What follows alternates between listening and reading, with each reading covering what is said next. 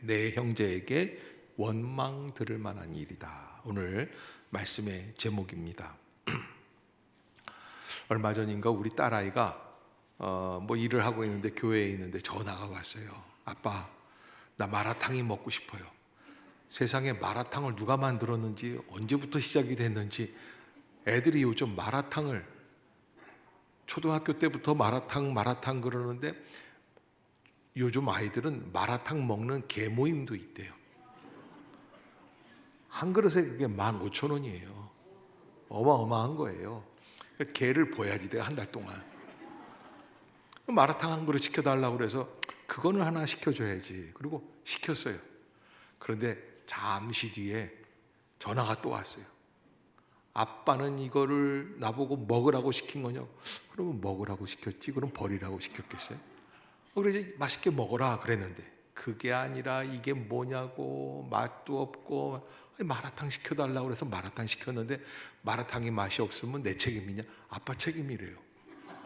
내가 중국집 주방장도 아니고 어떻게 내가 책임이냐 했더니 아빠가 이게 뭐 나중에 알고 보니까 1번 매운맛, 2번 매운맛, 당면 추가, 또 당면도 중국 당면, 넓적 당면 따로 있다는 거예요. 세상에, 그런 걸 제가 어떻게 알았겠어요. 저는 마라탕 시켜주면 다 되는 줄 알았는데 마라탕 시킬 때 매운 게 몇 번 맛을 추구해야 하는지, 이거 뭐 골치가 아파가지고서는 아빠가 돈 보내줄 테니까 네가 알아서 시켜라 그랬는데 참 어려워요.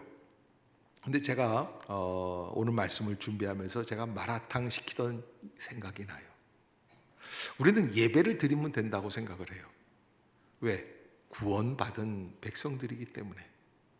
주님을 사랑한다고 하면서 예배를 드리는 거예요. 주님의 십자가의 은혜로 용서함을 받았기 때문에. 그런데 오늘 예수님께서는 우리에게 뜻하지 못한 뜻밖의 말씀을 주시는 거예요.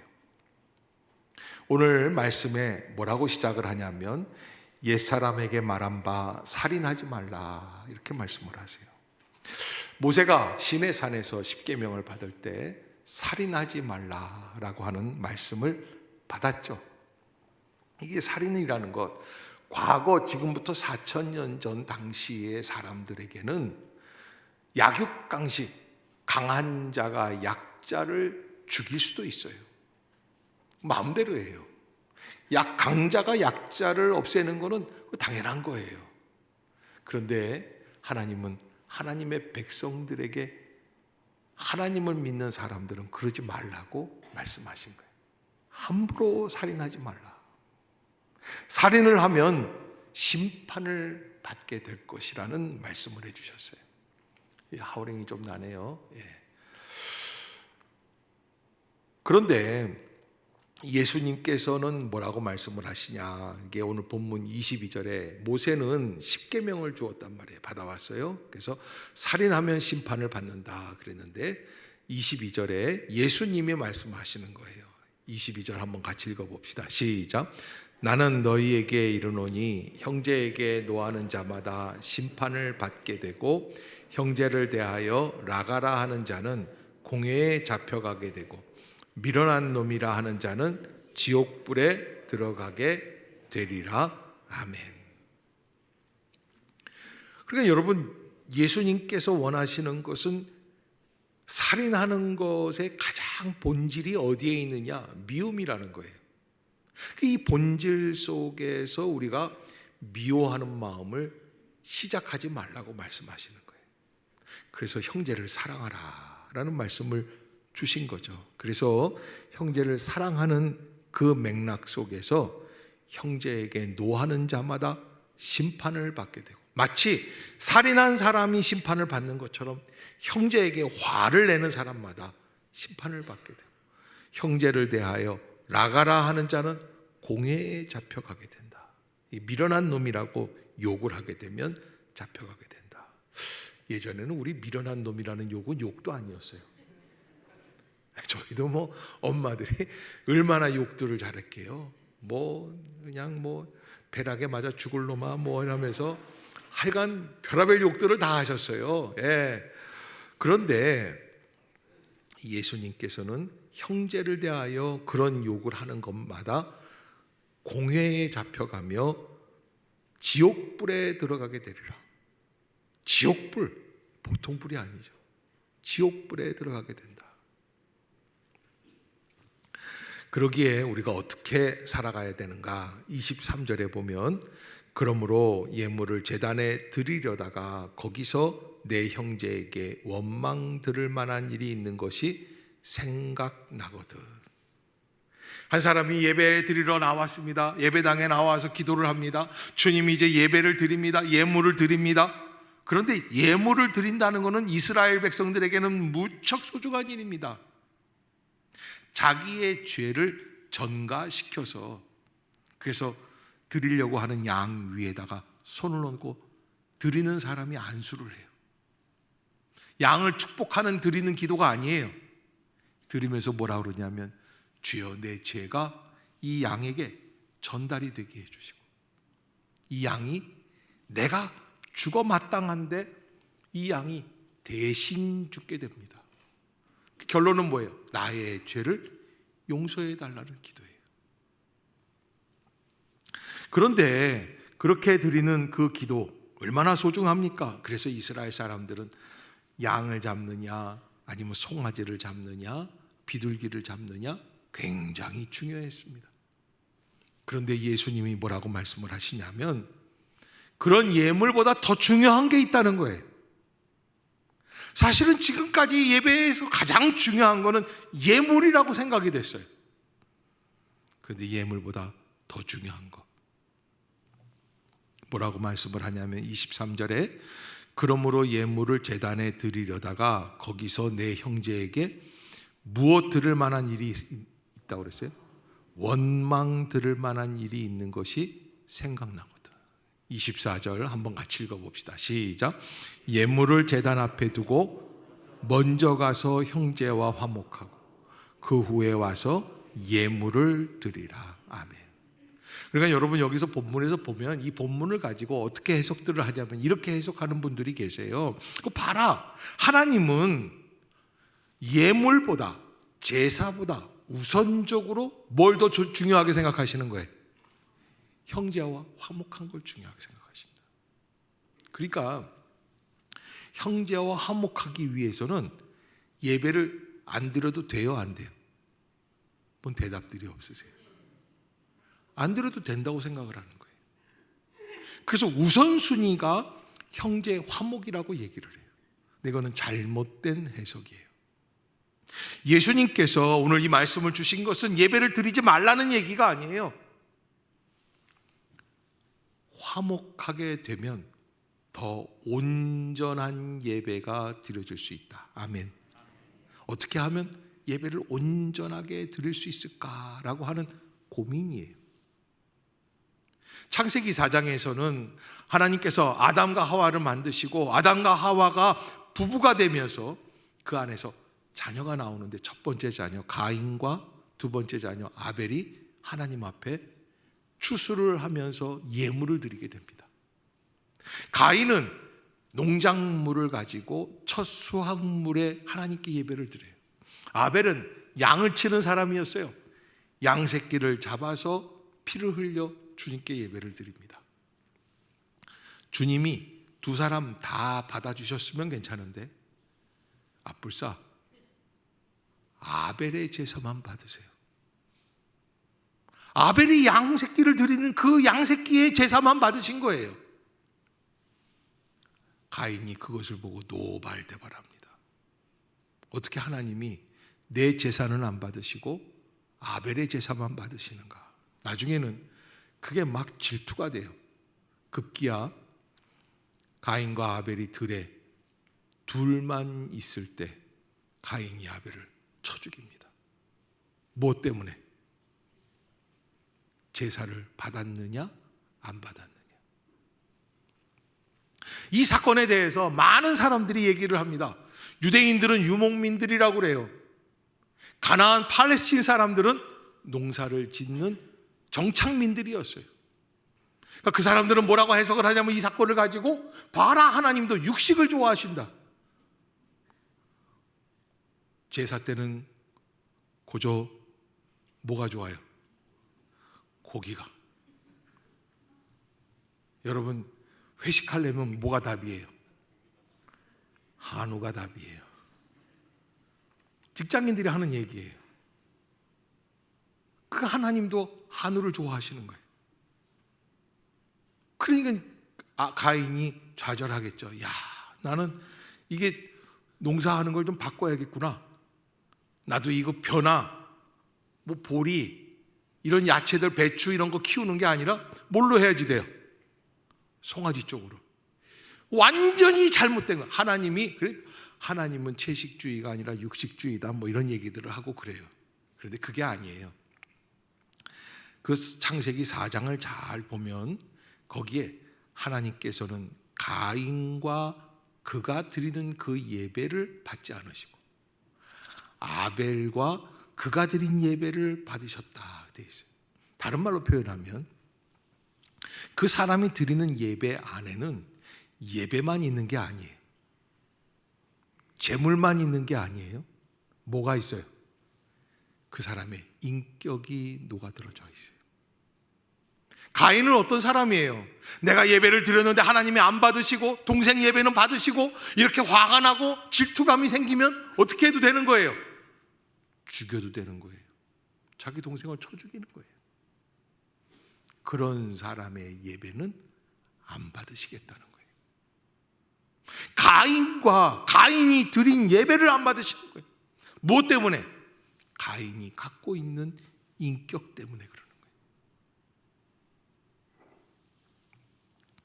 오늘 예수님께서도 마찬가지입니다. 옛사람에게 말한 바 살인하지 말라, 누구든지 살인하면 심판을 받게 되리라 하였다는 것을 너희가 들었으나 십계명에 나와 있는 살인계명, 살인하지 말아라. 그러나 예수님은 뭐라고 말씀을 하시냐면 나는 너희에게 이르노니 형제에게 노하는 자마다 심판을 받게 돼. 살인하는 것만큼 중요한 게 뭐예요? 미워하는 거예요. 노하는 거예요. 분노하는 거예요. 제발 집에서 화 좀 내지 마세요. 화 좀 돋구지 마세요. 열받는다고 소리 지르지 마세요. 얼마 전에 선배 목사님을 만났는데 이 목사 왜 나 이제 67세인데 그런데요 요즘은 노령연금이 나와. 65세가 넘으면 노령연금이. 형님 아니 뭐 형님 잘 사는지 않았습니까?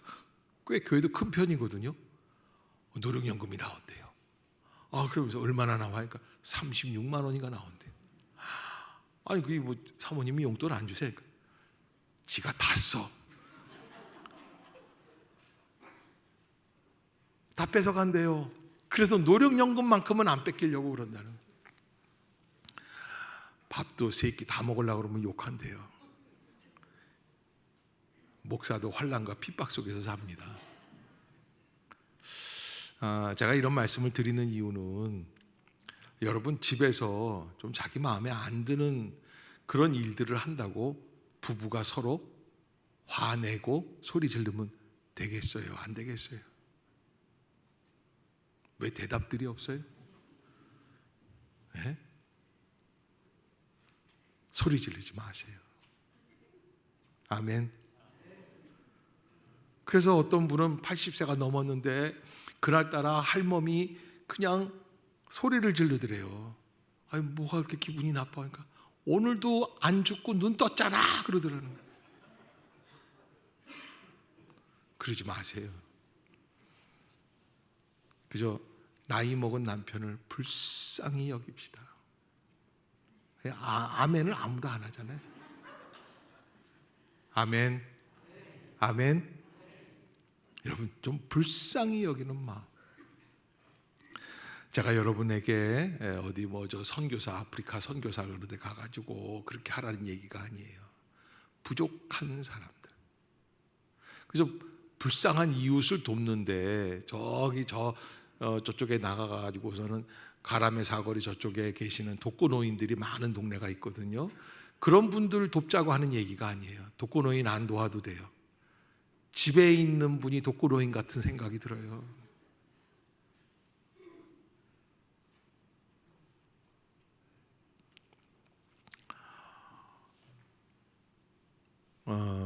한 30년 됐나요? 그 영화가 나온 지. 투캅스인가? 박중훈,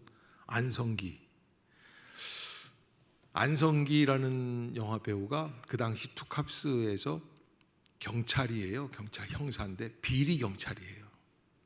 이 사람이 한 주간 동안 어떻게 지냐면 월요일서부터 토요일까지 바쁘게 지내는데 범인만 잡는 게 아니라 그 지역에 있는 상가 주인들한테 삥을 뜯는 거예요. 그래 돈을 그냥 막 받아냈어요. 근데 거기서 끝나는 게 아니에요. 주일날에는 교회를 가요. 그 삥 뜯는 경찰이 교회 가보니까는 집사인데 믿음이 제법 좋아요. 두 손을 모으고 저쪽에서 기도를 해요. 주여, 지난 주간도 무슨 가게에서 얼마씩 삥 뜯게 해주셔서 감사합니다.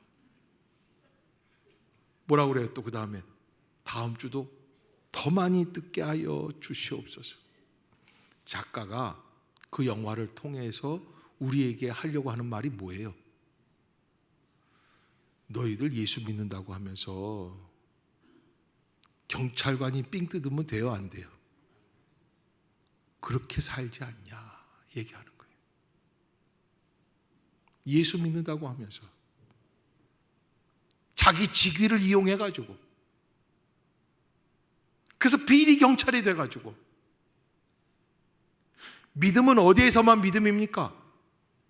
교회 안에 나와서만. 잘 믿는 척하면서. 기도를 두 손을 모으고 얼마나 간절하게 하겠어요. 집에서는 비리 경찰로 살아가는 그러한 삶이 아니냐 하는 것을 작가가 지적을 하고 있죠. 그 작가가 교회를 나가는지 안 나가는지, 저는 안 나가리라고 생각해요. 진짜 구원받은 사람이라면 그런 식으로는 접근을 할 수가 없어요. 또 한 가지 영화가 있었어요. 국가대표라고 하는 점프스키 하는 그 영화인데, 그 하정우가 나오는데, 이 사람이 미국에서 국가대표를 지내다가 한국에, 그러니까 미국으로 입양돼서 간 사람인데 미국에서 이 스키 선수를 했었어요. 근데 나이가 드니까 엄마를 찾고 싶어서 그래서 한국으로 들어왔는데, 찾다 보니까 어느 부잣집에 가정부로 들어가 있는 거예요. 그래서 그 집에 들어가려고 하는데 그냥 들어가면 안 돼요. 문을 안 열어줄 것 같아요. 내가 그 가정부 아줌마의 아들입니다 그러면 문 안 열어주죠. 그래서 옥장판 판매하는 그런 사람으로 들어갔는데 뭐라 그러냐면 가관이에요. 이런 얘기를 해요. 우리가 이 옥장판을 팔아서 그래서 아프리카 선교 기금을 모으려고 합니다. 그래 옥장판이 얼마냐? 100만 원이래요. 그런데요, 그 집 주인이요, 사장 사모님인데 그 옥장판을 10장인가를 사줘요. 100만 원짜리 10장이면 얼마예요? 그러니까 하정우가 깜짝 놀라고 10장씩 삽니까? 제가 좀 깎아드리겠습니다 그랬더니 아니요. 그러면서 그 여주인이 뭐라 그러냐면 우리는 주님의 선교를 위해서 하는 일이라면 절대 깎지 않습니다. 그러니 얘기를 하는데 그 사장 부인이 돌아서서 아줌마한테 물 좀 갖고 오라고, 음료수 좀 갖고 오라고 그러는데 아줌마가 갖고 오다가 쏟았어요. 노발대발. 지금 얼마 헌금했어요? 옥장판 1,000만 원어치 사주면서 그냥 주님의 일을 위해서는 하나도 안 깎는다고 그러는 사람이 갑자기 그냥 마귀처럼 집 일하는 가정부를 막 하는 거예요. 그 작가가 또 뭐라고 얘기를 하는 거예요? 너희들 예수 믿으면 예수 믿는 거지, 예수 믿어서 복 받았다고 그러면서 그 돈 가지고 자기 자랑하면서 뭐 해요? 집에 있는 가장 약자 가정부한테는 노발대발 소리 지르지 않냐. 여러분, 오늘 예수님께서 말씀하시는 게 바로 그 말씀이에요. 예물을 제단에 들여다가 거기서 내 형제에게 원망 들을 만한 일이 생각나거든 예물을 제단 앞에 두고 먼저 가서 형제와 화목하고 그 후에 와서 예물을 드리라라는 말씀은 형제의 중요성을 말씀을 하시지만 예배보다 형제가 우선된다는 이야기는 아니에요. 어떻게 하면 하나님이 받으시기에 합당한 예배가 드려질 수 있을까라고 하는 거예요. 어떻게 해야 형제와 화목한 예배, 사랑을 추구하고 섬겨주는 그런 신앙. 아멘. 아멘. 여러분, 그런 마음을 회복하라는 거예요. 그저 나이 들면 애들 다 출가하고 두 노인만 남습니다. 그런데 둘이서 그냥 그렇게 싸우면 교회 나가요, 안 나가요? 나가시는 분들이 싸우면 큰일이 납니다. 주님께서는 진정한 평화가 있을 수 없다. 그래서 여기 본문에 22절 끝부분에 보면은 그렇게 형제를 대하여서 미련한 놈이라고 하는 자는 어디에 불에 들어가게 된다고 그랬어요? 지옥불에 들어가게 된다. 그러니까 예배가 무선이라고 생각하고 예배 시간에만 잘 믿는 척하고 예배 때에만 기도 열심히 하면서 기도 내용이 뭐예요? 이번 주간도 삥 잘 뜯게 해주시옵소서. 그렇게 거짓말로 위선적으로 드리는 기도는 주님이 안 받아주신다.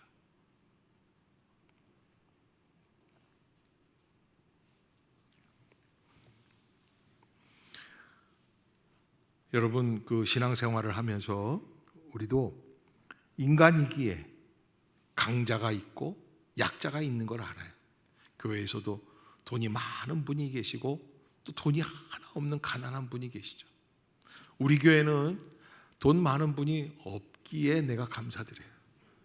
그게 축복이에요. 어떤 분이 그러시더라고요. 목사님, 우리 교회는 왜 부자가 없을까요? 부자가 있어서 좀 넉넉하게 했어요. 그래서 내가 그랬어요. 그런 거 싫어. 나 돈 내놓고 자기 돈 내놨다고, 자기 말 들으라고, 자기 잘 위해 줘달라고.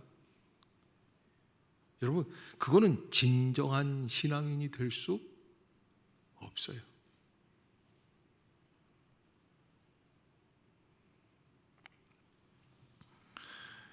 세계 2차 대전은 독일과 영국이 또 연합군이 전쟁을 한 겁니다. 그런데 그렇게 전쟁을 하면서 독일 교회는 독재자 아돌프 히틀러를 위해 기도했습니다. 영국 교회는 영국군이 독일군을 더 많이 죽이게 해달라고 기도를 했습니다. 도대체 누구를 위한 기도인가? 무엇을 위한 기도인가? 지들이 잘못해서 싸우면서 전쟁을 만들어 놓고 다 자기들의 이익을 위해서 싸우면서 서로 잘났다고. 미국과 연합군, 의로운 것 같지만 이 사람들이 갖고 있는 가장 추악한 마음은 뭡니까? 이 전쟁이 끝나면 내가 저 독일을 등을 쳐가지고 전쟁에 진 놈들을 쳐가지고 한 몫을 챙겨야겠다. 전쟁에 임하는 사람들의 마음은 다 똑같죠.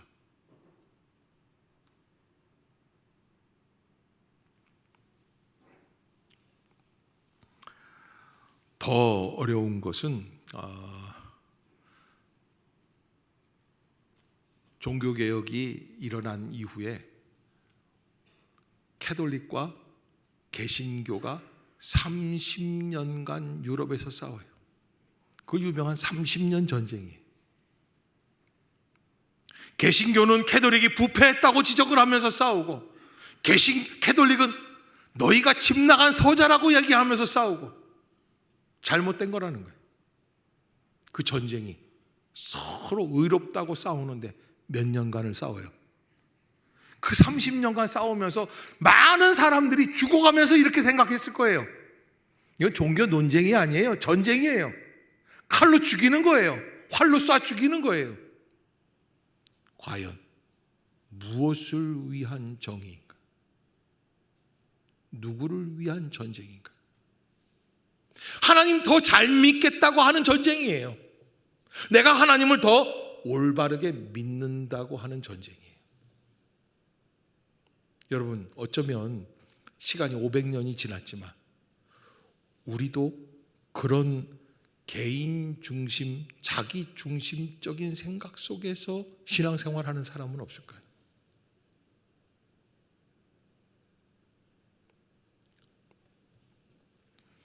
지난주인가 그 지난주인가 우리 전사님이 2층에서 이렇게 보니까 어떤 분이요, 예배는 안 드리고 신천지 113기 수료식 영상을 보고 있더래요.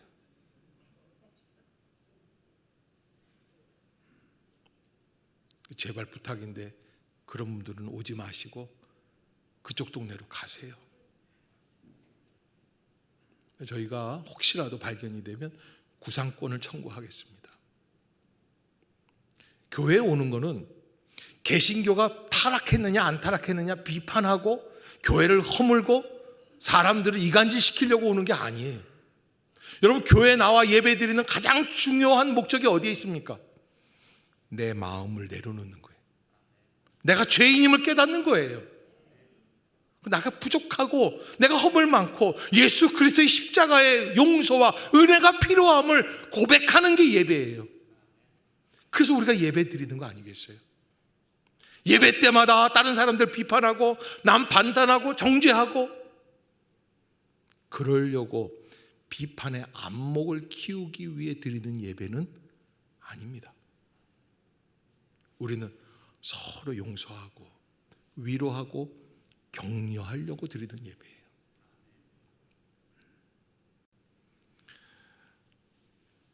저는 여러분들에게 인생의 가장 소중한 부분들이 관계라고 말씀을 드리고 싶어요. 뭐가 소중하다고요? 돈하고의 관계가 아니에요. 누구와 누구와의 관계예요. 사람과 사람과의 관계. 내가 신랑이라고, 내가 색시라고, 내가 아들이라고, 자녀라고, 부모라고 생각할 수 있는 그런 관계들, 그 관계를 갖고 있는 분들과 우리가 어떠한 관계를 가질 수 있느냐, 관계를 파괴하는 3단계가 있다는 거예요. 첫 번째는 분노하는 거예요. 좀 마음에 안 들면 마음에 안 들 수도 있는 겁니다. 따라해 봅시다. 오죽하면 그러겠냐. 아멘. 그냥 나이는 처먹어가지고 칠칠치가 맞춰가지고 그냥 이런 도끼를 가지고 그러지 마세요. 따라해 봅시다. 오죽하면 그러겠냐. 네. 그 마음을 가지고 이해하고 사는 거예요. 두 번째는 그걸 입으로 드러내면서 욕설을 하는 게 안 좋대요. 너 때문이야 그리고 소리를 지르지 마시고 화를 내지 마시고. 그래서 어느 할머니가 그러셨대잖아요. 동창회 갔다 와서 입이 쑥 나와가지고 왜 그렇게 화가 났냐고 그러니까 그 할머니가 그랬어요. 나만 영감이 살아있다고 아직까지. 그러지 말고 서로 축복하면서 은혜로 참으면서. 세 번째는 저주하는 마음이라는 거예요. 오늘 예수님이 말씀하시는데 미련한 놈이라고 하는 자는 지옥불에 들어가게 되리라. 욕은 속에 있는 분노가 튀어나오는 것이죠. 저주는 심층에 쌓인 것을 말한다. 마음속 깊이 담겨 있는 것. 여러분, 사실 부부가 노년이 되어서 사이가 안 좋은 거는 젊었을 때 남자가 잘 못했을 가능성이 많습니다. 저는 여자분들이 양심이 있는 분들이라고 생각을 해요. 남편이 정말 전심으로 젊었을 때부터 한 여자만 사랑하고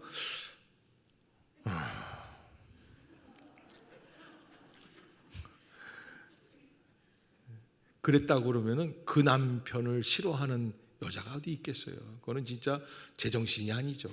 예. 그런데 젊었을 때 할머니 속을 새겼겠죠. 예. 그런데 그래서 갚아주는 마음으로 산다면 그분은 죽을 때 조심해야지 돼요. 왜? 우리 다 죄인이거든요.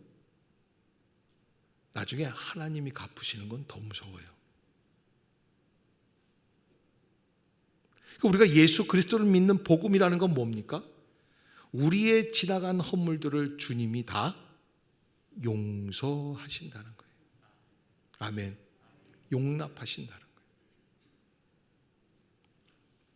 그래서 예수님은 더 온전한 예배를 원하시는 마음에 예물을 제단 앞에 두고 먼저 가서 형제와 화목하고 그 후에 와서 예물을 드리라.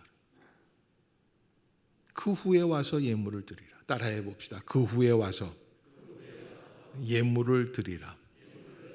아멘. 그게 더 온전한 예배를 드릴 수 있는 복된 길이라는 거예요. 우리는 예배에 오면 하나님을 사랑한다고 생각해요. 하나님께 기도하면 그게 믿는 사람이라고 생각해요. 그런데 예수님은 예배 드리는, 예배에 앉아있는 그런 마음과 더불어서 뭐가 필요한 거예요? 어떤 마음으로 앉아있느냐를 보시는 거예요.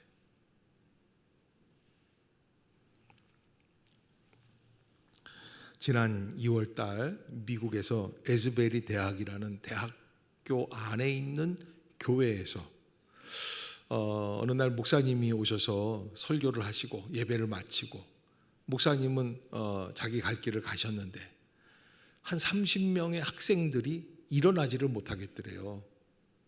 뭐 다른 사람들은 다 일어나서 갔는데 남아있는 게 30명인데 그 사람들 마음속에 무슨 생각이 드냐면 성령께서 계속 앉아서 기도해라.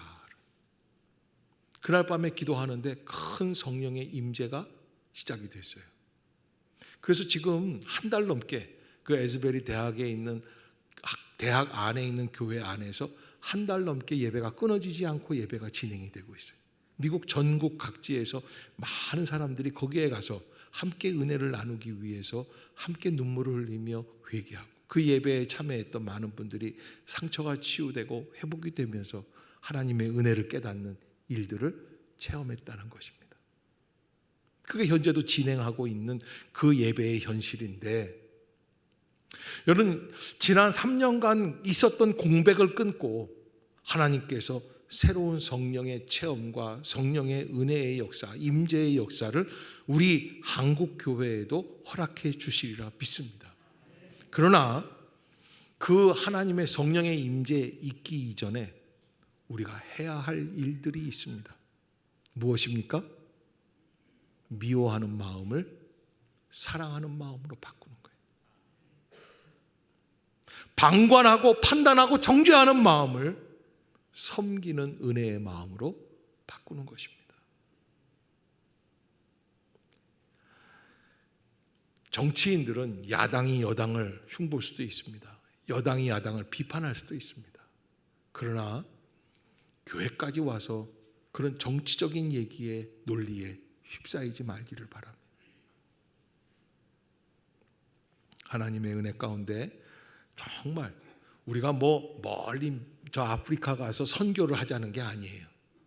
제발 집에서나 제대로 선교할 수 있도록.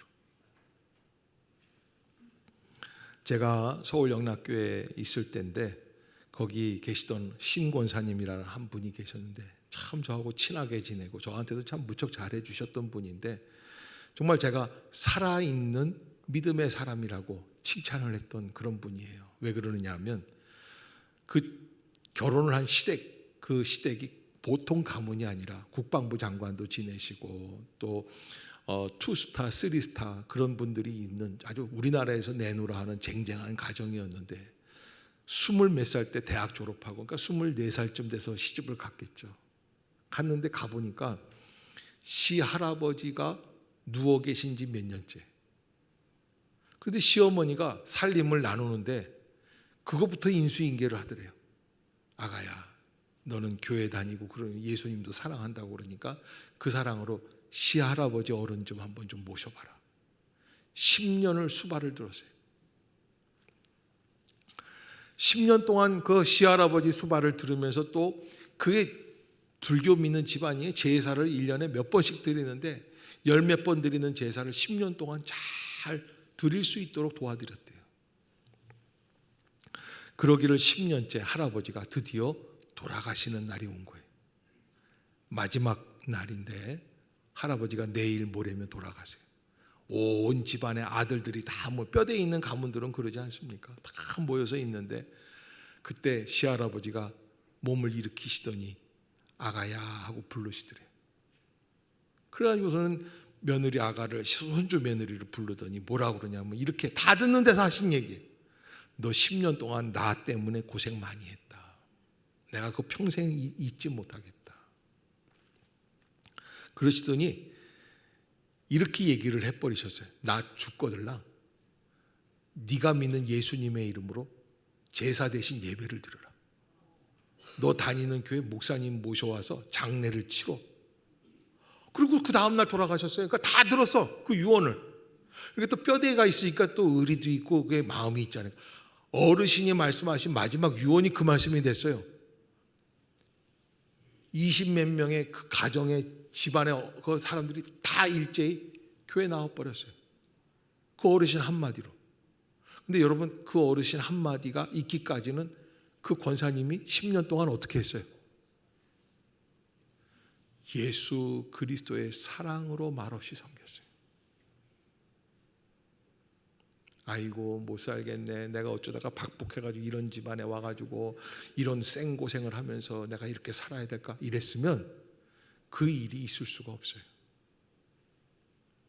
말없이 헌신하니까, 사랑하니까, 섬기니까 거기에서 열매가 맺히는 거예요. 오늘 우리는 예수를 믿는다고 말하고 있습니다. 그렇다면 정말 우리가 어디에서 어떤 모습으로 살아가고 있는가? 직장에서 내가 책임 있는 사람으로서 갑의 자리에 있다고 한다면 의리되는 부하 직원들한테 좀 더 너그럽게, 여러분 교회 와서 그냥 뭐 다른 사람들한테 인사 잘하고 목사님 안녕하십니까? 지난 한 주간 잘 지내셨습니까? 그런데 그렇게 얘기하는 사람이 직장에 나가가지고서는 막 밑에 있는 부하들한테 막 뭐라 그러고 그러면 그거는 제정신이 아니죠. 아마 우리 교회는 그런 분은 안 계시리라 생각이 들어요. 여러분, 약자가 있습니까? 돈 없어 보이고 가난해 보이고 그 사람을 더 섬겨주고 사랑으로 위로해주고 예수님의 은혜로 함께 나눌 수 있는 그런 은혜가 다시 시작되는 계절이 될 수 있기를 주의 이름으로 부탁합니다. 우리가 그 온전한 믿음으로 살아가게 되면 신천지라는 집단도 있을 필요가 없어요. 그건 진짜 정신 나간 사람들이에요. 자기들이 얼마나 잘못된 집단인지를 모르고 그렇게 교회가 썩었다고만 얘기를 하는 거예요, 그 사람들은. 혹시 그런 분들이 계시다면 우리 교회는 여러분들이 정말 거듭난 마음으로 예배를 드리시는 환영해요. 그래서 우리 교회는 신천지도 와서 거듭난 교회가 되는 그런 교회가 됐으면 좋겠다 생각이 들어요. 아멘. 여러분, 이거 잘못된 길에서 남을 판단하고 비판하는 일에 그 힘 자랑을 하지 마세요. 정말 그럴 만한 배짱이 있으면 청와대가 바뀌었죠? 저희 용산이죠. 그 앞에 가서 윤 대통령한테 너 똑바로 못해 하고 정신 한번 얘기해 보세요. 한번 가서 한번. 그거 못해요. 왜? 끌려갈까 봐.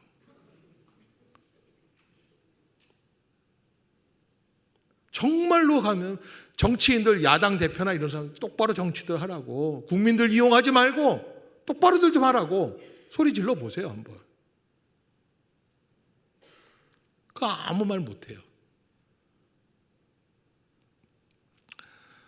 우리가 신앙생활을 온전하게 할 수 있는 그런 믿음의 성도, 예수님이 오늘 주신 이 말씀을 붙잡고 그리고 진짜 신앙인답게 내일부터 또 잘못되고 약한 자 괴롭히고 그냥 아래에 있는 직원들 괴롭히고 집에서 또 돈 못 벌어온 남편 구박하고 이러지 말고